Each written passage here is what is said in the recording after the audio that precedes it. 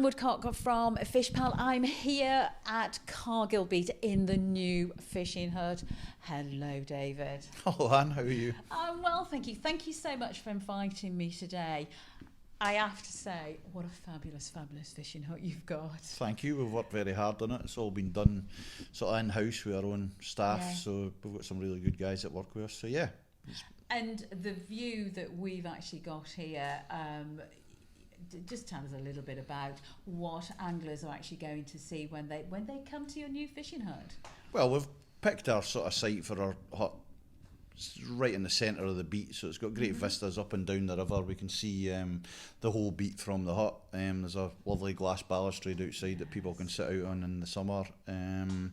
And yeah, it's just a lovely spot. It's well above the high water mark, so we've no problems with flooding, and it's just a really nice bit of ground to site our hut on. And you also have kingfishers on there as well. We've got kingfishers, otters, beavers. We've got the whole lot. Yeah. Oh, fantastic! And just tell us a little bit about this hut, because it really is the kind of facility that if you're going to come fishing on the Tay, that you want to come and sit here and enjoy your lunch. Well, indeed, we've moved on from the old fishing hut where people either sat in their car and ate their sandwiches, or they basically sort of had a wee bothy at the side of the river that they sat for.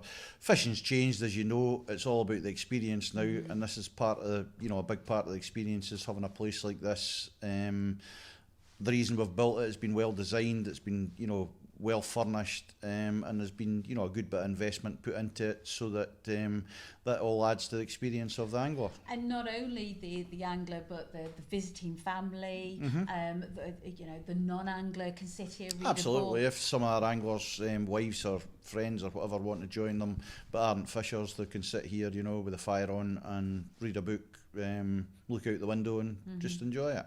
So Cargill Beach.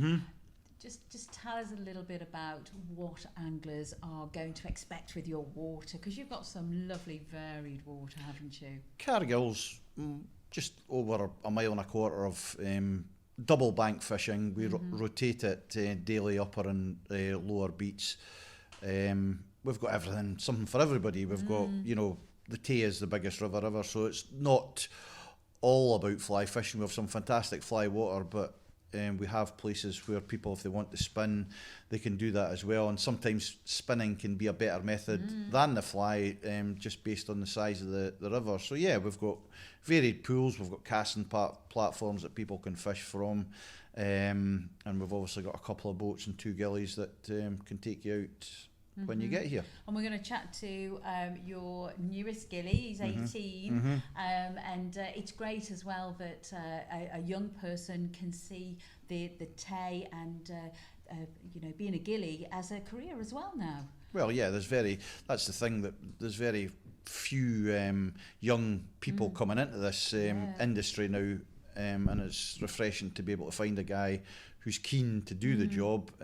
He came to us when he was 14, just on work experience, and then he's been here. He's just turned 18 now, so he's been full time with us for a year, and he's coming on grand. But as I say, I'm sure you'll speak to him about that. Definitely. So we're going to have a chat with him. But also, as well as that, last time I fished here, we actually had a TV crew, and I know both times that I fished with you, in the sense of with TV crews, we've actually caught fish on camera, and it's just the fact that I love the Tay, that, but also as well as the fact that you've got that Harling. If you can be from 4 to 90, you can go and sit in a boat and you can enjoy the river, and also being with a chance of a fish as well. Of course you can. You always got a chance of a fish in the Tay. As I say to you, it's the biggest watershed in Great Britain, and touching on the fact, yes, salmon catches are not what they were 40 years ago, but there's still plenty salmon to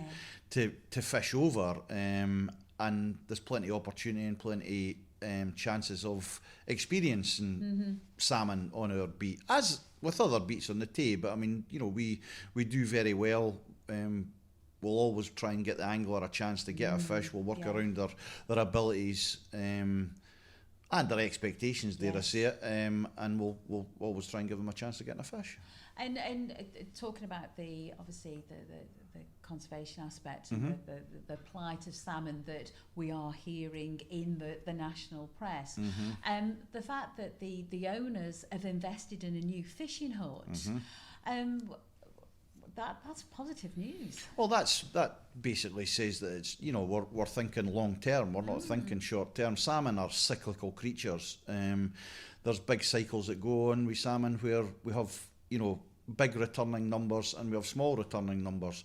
I'm not a scientist. There's lots of science that, you know, says certain things are happening at sea now that didn't happen 30, 40 years ago. Our return from juvenile to adult salmon has changed. But as I say, they're cyclical creatures, and I hope, at least in my tenure of being here, that we see it turned around back up to bigger numbers being caught. But there is still sufficient fish running the river that it's well worth anglers coming out. Well, David Summers yesterday, I was chatting to him at the opening, and he said to me, he said, Anne, he said, the Tay is still seeing the big fish arriving into the system as well, so there is still that chance of catching a big salmon. Of course there is. I mean, that's why the Tay's got the, you know, the record, Great British record salmon came from the Tay. Can I just say as well, it was a lady. It was a lady, yeah, it was indeed, yes, it was. Georgina. But it's, you know, there is more multi-sea winter salmon coming back now in the spring than there was even 15 years ago. So that's positive news. There seems to be more in the last year, certainly a lot more grilse than we'd seen in the last 10 years. They seem to be returning. That could be down to the facts that the Northumberland drift nets are now gone, so that's allowing more fish to enter all the different systems. So yeah, there is positive news. And also yesterday on opening, there was a fish court as well. There was, down the system. Yeah. And the one thing that people have also were catching yesterday were sea trout. I did hear that. We didn't catch any ourselves, but yeah, there's sea trout numbers. They're not as, sea trout don't go as far out to sea as salmon do, so it maybe suggests that the feeding closer to the estuary and closer to shore is improving, that we're getting better sea trout numbers back. Which is good as well. So because anglers love catching sea trout as well. Anglers love catching fish, anglers love catching fish. That's what's so how can people get hold of you? Because obviously they can get hold of you on FishTay, but you also have your own website. We've got our own website. Taysalmon.co.uk has all our availability. It also gives you a real history of what Tay Salmon is, because Tay Salmon isn't just about salmon fishing rod and line. It was built, you know, around about netting, which is all gone, but there's an awful lot of good history you can find out about the company. And we were chatting in the boat this morning, and there was a mention of fish caught in the early 1900s. Yes. And what was it, 1912? That they were there saying that there was reports that the fishing had declined so much that they were talking about salmon being extinct. So that kind of says what I go back to about the salmon being cyclical, you know, that 100 years ago these salmon were at the bottom end of the cycle again, and the back end fish sort of disappeared, but then the autumn salmon, the spring salmon were in resurgence. Are we going through something like that just now? I really don't know. I mean, as I say, none of us do, but as I keep reiterating, there is still plenty salmon entering our system for people to catch. Yes, and you know, 1912 they were there saying that it's going to be, you know, the end of salmon, and 1914 they had a bumper year. A bumper year, which is what happens. I mean, 2013, which is 7 years ago. I mean, we caught more salmon off this beat than had been recorded in the last 30 years. That was 7 years ago. That's less than 2 cycles of fish. You know, we're not blinkered to the fact that catch numbers are changing and run types are changing. But on a positive note, we're catching bigger salmon in the spring, and the back end run is maybe not as strong as it once was, but we're still catching, you know, 150, 200 fish for that sort of 6-8 week period of the back end. And you had actually mentioned to me as well that you had a customer last year that from the south of England that decided on the Monday not to come fishing. Yes. And you said to them, well, you know, because he was only fly only. Yes, he was. I mean, he made his decision not to come fishing, just based on the fact that the river came up quite high. We had a chat about it. I told him that, you know, we would catch fish. It maybe not be the best conditions to catch them on the fly, but as it turned out, he decided not to come, which was his choice to do so.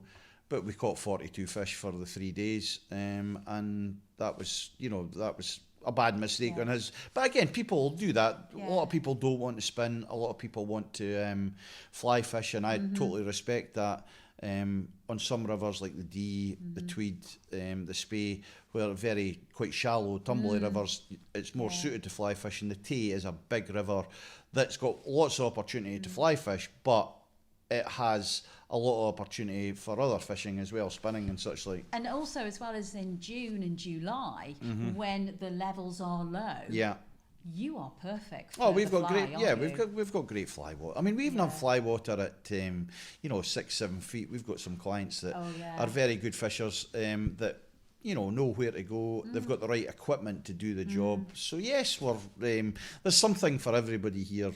Unless you can't get your car in the car park and the water's up there, we'll probably be fishing, you know. So that's a good rule of thumb. I've had 2 fish on the fly here. You have indeed, Brilliant when I've come. So and that was purely because of your ghillie skills. So thank you so much for that. Yeah, thank you. So customers can get a rod on FishTay, Cargill, and also the Tay Salmon Company.